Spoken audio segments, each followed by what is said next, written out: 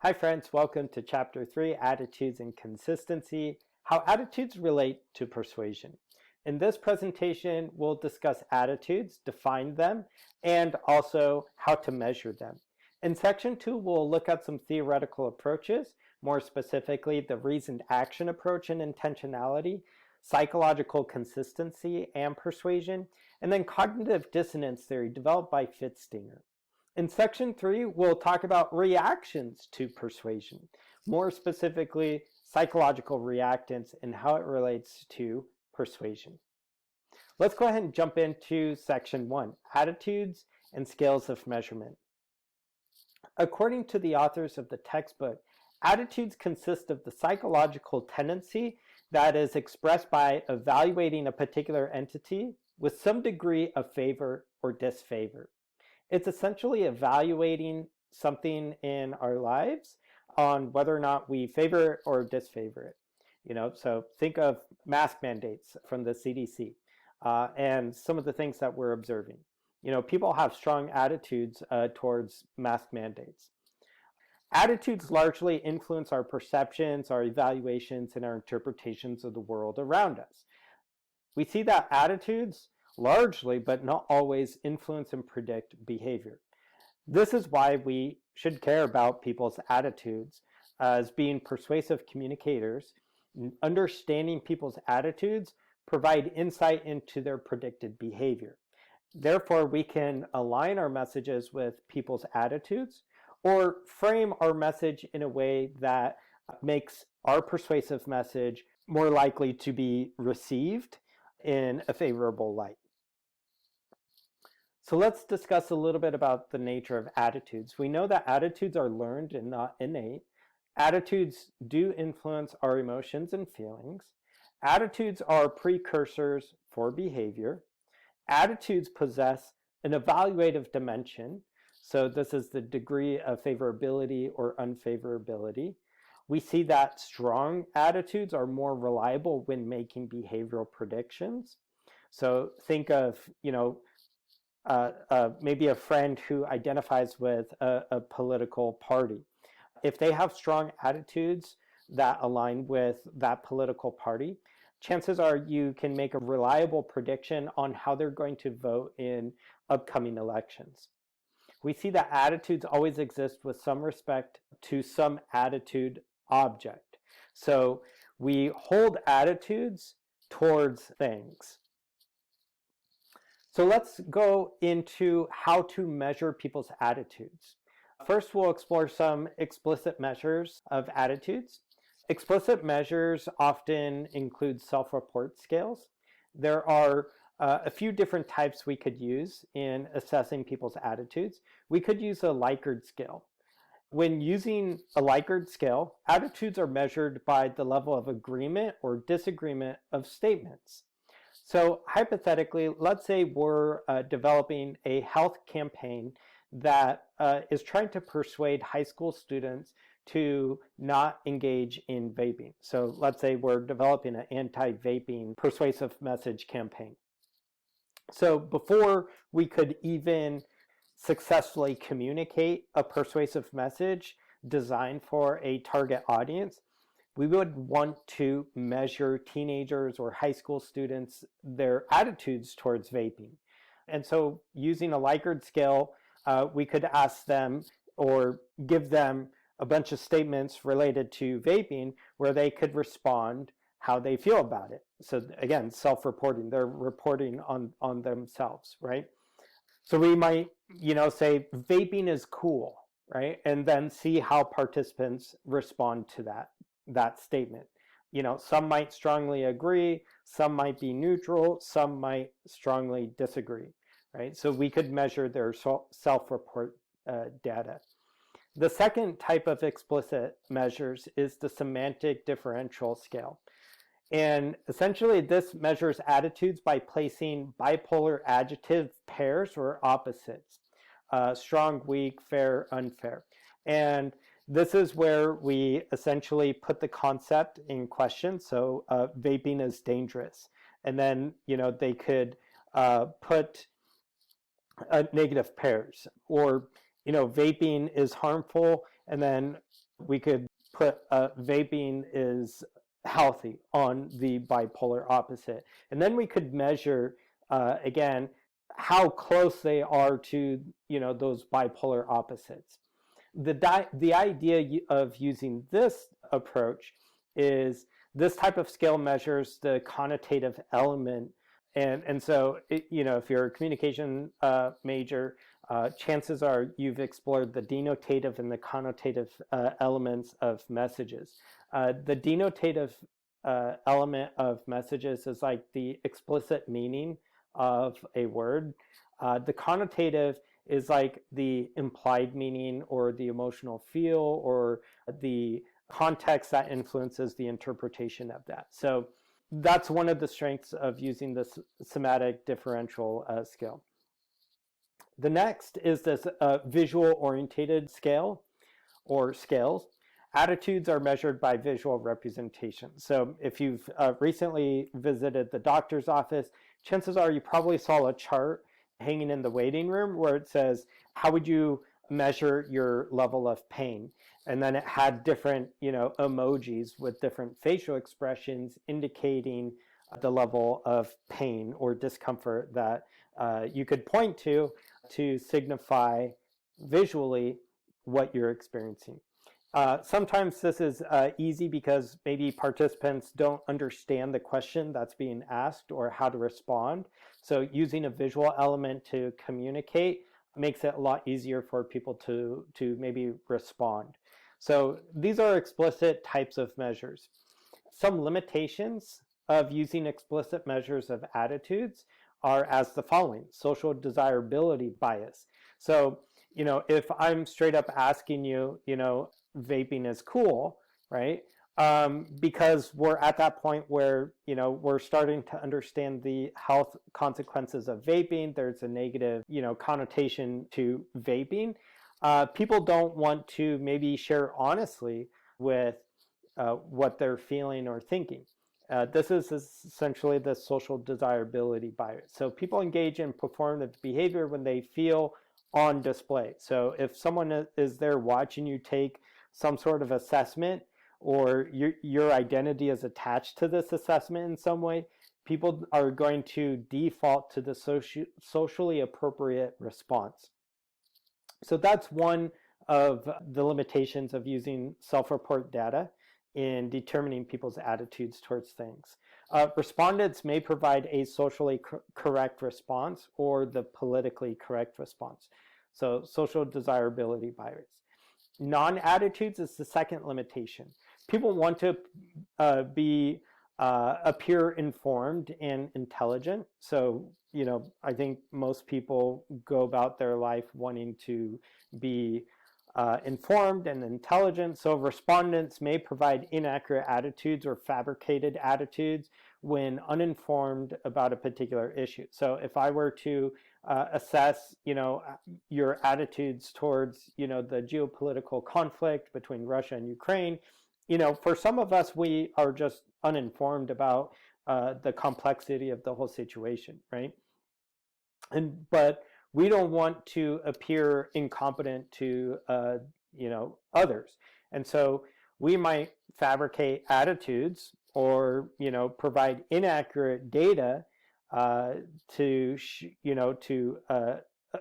make ourselves appear that we're competent, right? And so as a researcher, as someone who's designing a persuasive message, for a particular audience, you want accurate results in the way you assess attitudes, right? Because if you don't get accurate results, then you're going to be creating this persuasive campaign that is based on inaccurate information, and it's not going to be as effective.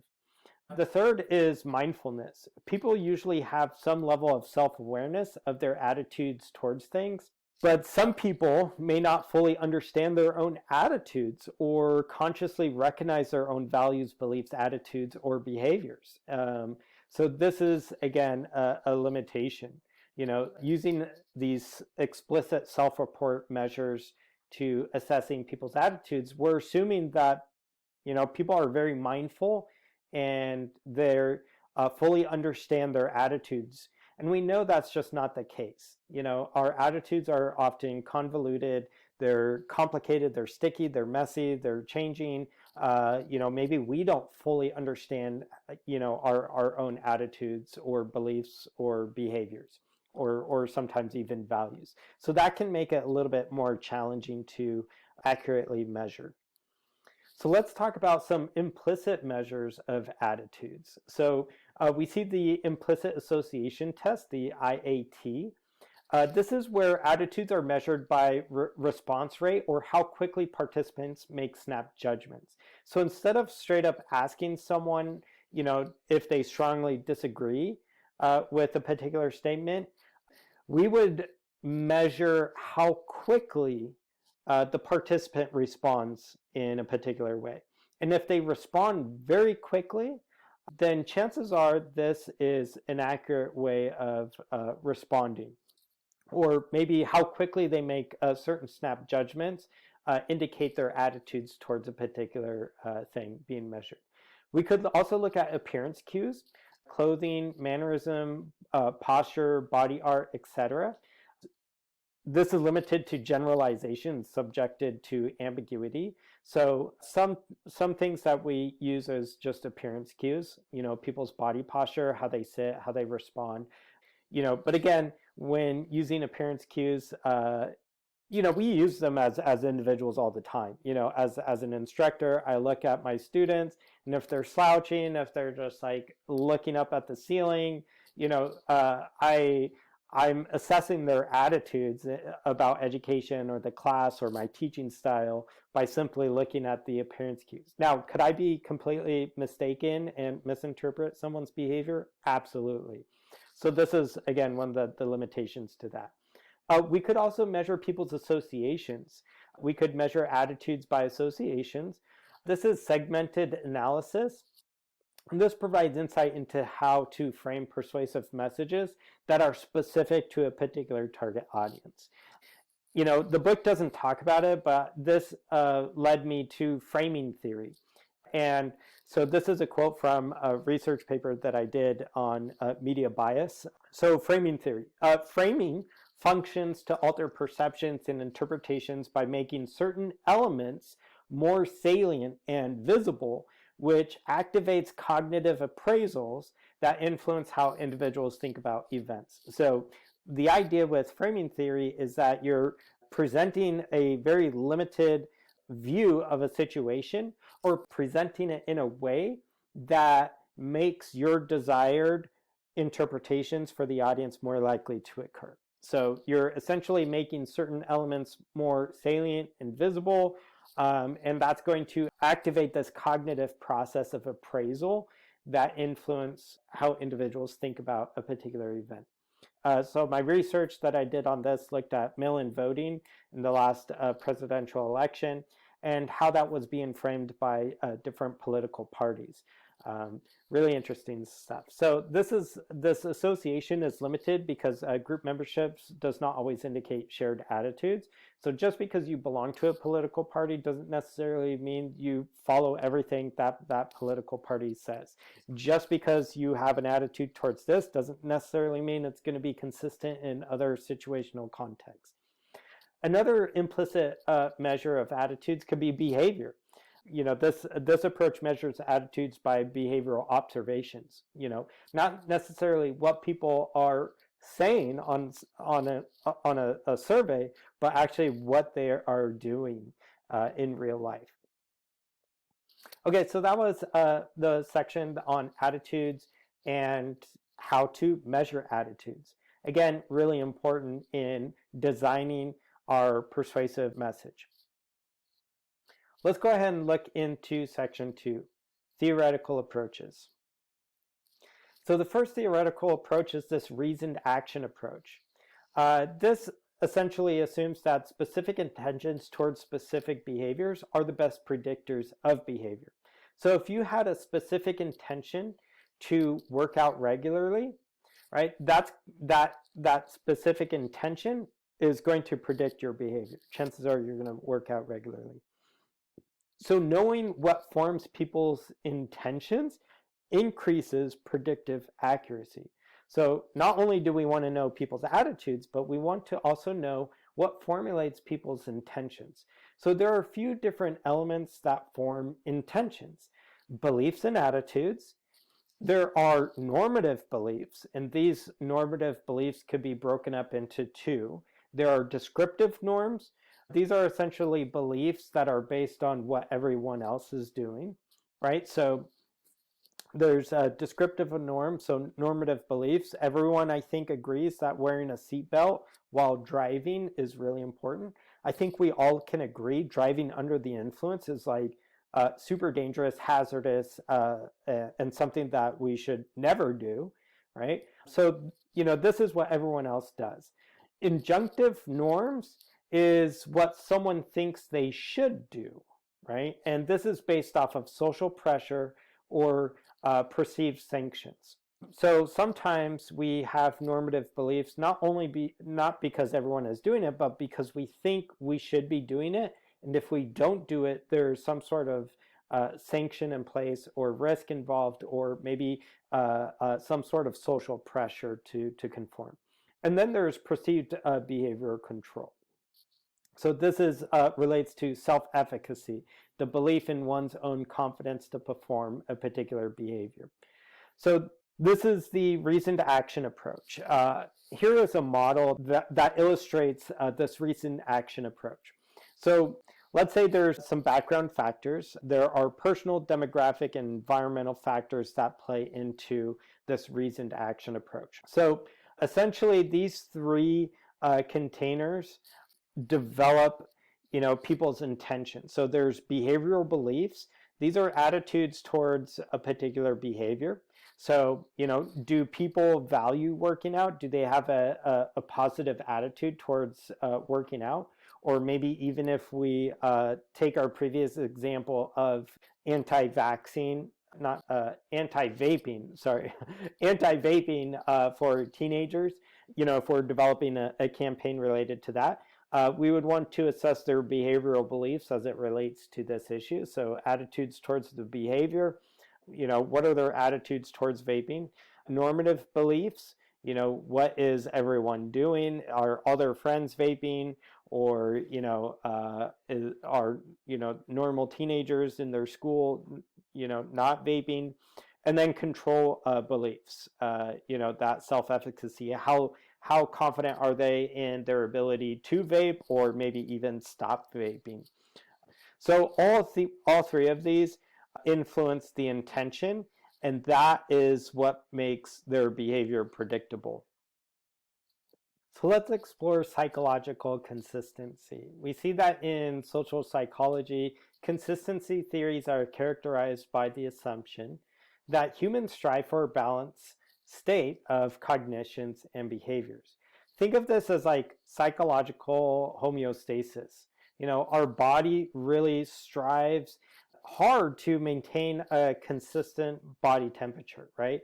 And so we often experience homeostasis in our physiological predispositions, but also we see that psychologically we're making effort in order to maintain balance or congruency between our cognitions and our behavior.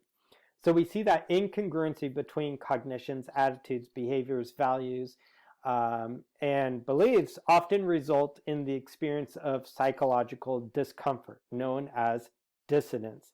This is an imbalance between a set of cognitions and behaviors.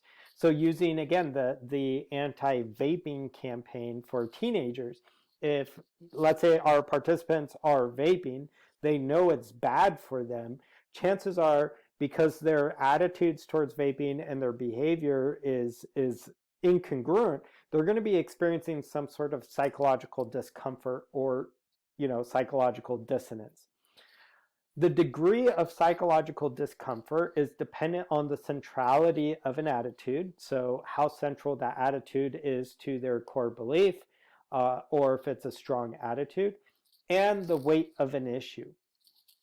So, plastic versus paper bags might not be an issue with a lot of weight for some people, but for other people, it might be.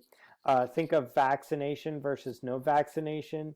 Again, that tends to be an issue with a lot of weight behind it, currently. So again, the degree of that discomfort is contingent on how central the attitudes are to a person and the weight of an issue.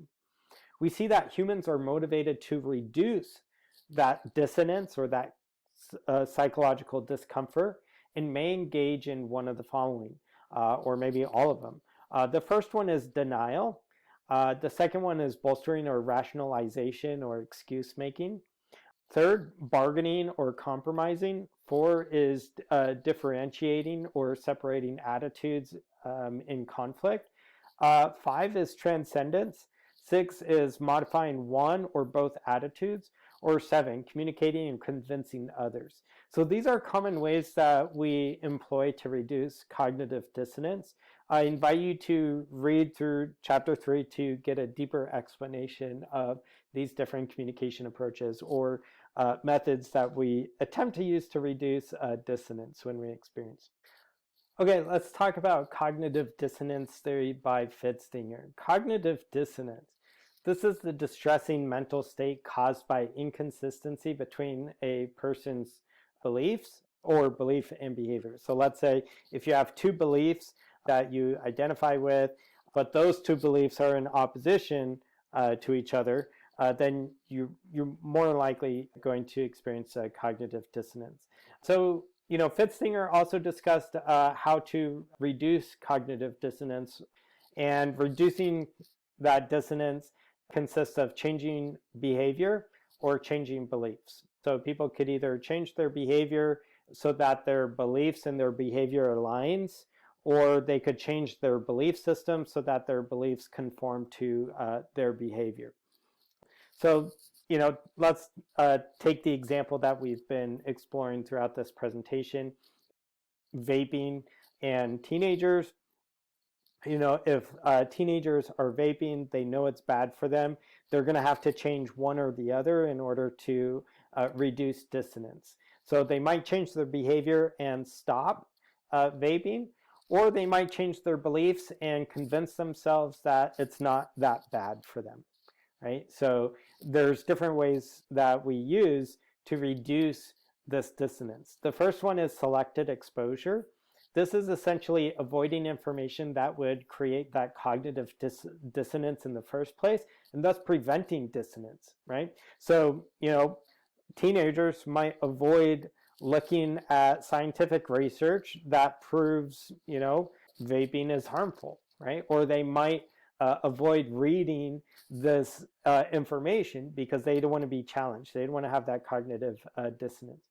We also see post-decision dissonance happening. So if people make choices and then they experience dissonance on whether or not they made the right choice, oftentimes they seek reassurance in their choice by polarizing the alternatives. We see also this minimal justification as a means of reducing dissonance. Humans often take the easiest route to reduce dissonance in order to restore that balance. So this relates to the efficiency principle. So given enough incentive for people to minimally change behavior or implement behavior change or attitudes. So the greater the effort, the greater the dissonance. So if you're developing a persuasive message designed to persuade teenagers to stop vaping, the greater the effort they're going to have to make in order to change that behavior, the greater the dissonance they're going to be experiencing. So here is a model of cognitive dissonance theory. Note that the visual representation of cognitive dissonance theory by Festinger from the source, two inconsistent items or incompatible cognitive structures are experienced as dissonant. So these two items, so let's say item one is vaping is bad. Item two is the actual behavior, like that they're vaping. We see that because these two items are inconsistent, this creates a need or motivation to reduce this dissonance. And so this can be achieved by changing beliefs, acquiring new information, or reducing dissonant cognitions, right? So the incompatibility between these two items creates dissonance. So our response is either we could change our belief to align with our behavior as a form of decreasing dissonance, or we could acquire new information, learn more about maybe vaping or something like that, or we could reduce dissonant cognition, so maybe that selective exposure as forms of decreasing dissonance. So we see that, understanding how people respond psychologically to persuasive messages and beneficial for us. So as persuasive communicators, chances are we could use cognitive dissonance in our messaging in order to create more cognitive dissonance in participants, or maybe to alleviate that cognitive dissonance in people, depending on the nature of the persuasive message and our intended outcomes. So in section 3, let's briefly talk about psychological reactance. Essentially, psychological reactance is the tendency to react defensively to perceived encroachments on our freedom of choice, right? So if you're trying to persuade or influence people or gain compliance in a particular audience, target audience, right? So for this lecture, we've been talking about teenagers and vaping. If you want teenagers to stop vaping, and you straight out tell them, stop vaping, vaping's bad, don't do it, people respond defensively towards that because they feel like their freedom of choice is being taken away. So what are some of the consequences of psychological reactance? Well, having limited choice or freedom stimulates counter behavioral responses. It stimulates resistance to persuasion, or it generates negative emotions such as anger.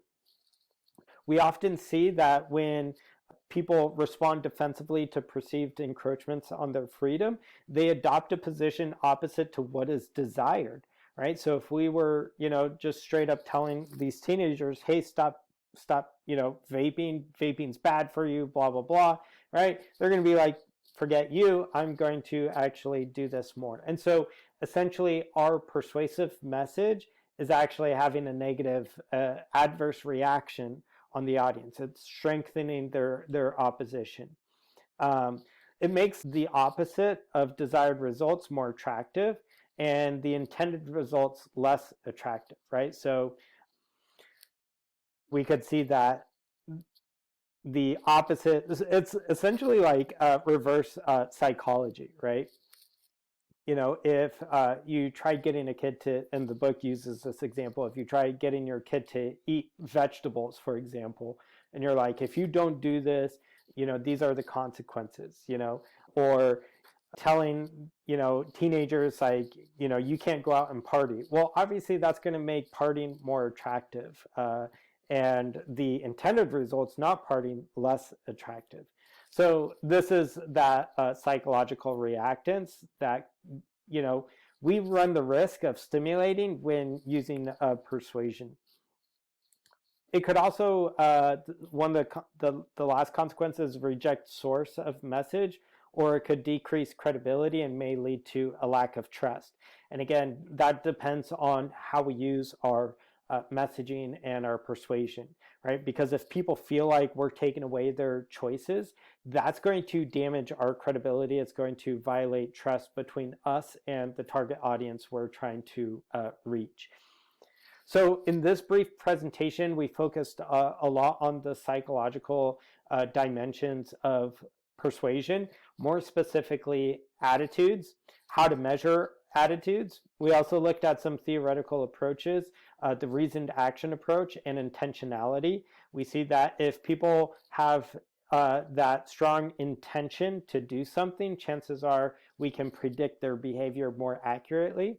We looked at psychological consistency in persuasion. So when people experience incongruency in their ideas, their values, their beliefs, that creates this dissonance. We explored cognitive dissonance theory by Festinger. And that can motivate people to either change their beliefs or change their behaviors. In section 3, we briefly touched on reactions to persuasion, psychological reactance in persuasion. So as a persuader, we want to be careful not to use very controlling language, making threats and empty promises, right? Because we see that could have a boomerang effect or the opposite effect of what we're trying to convince people to do, right? Thank you so much for tuning in, and we'll see you next time.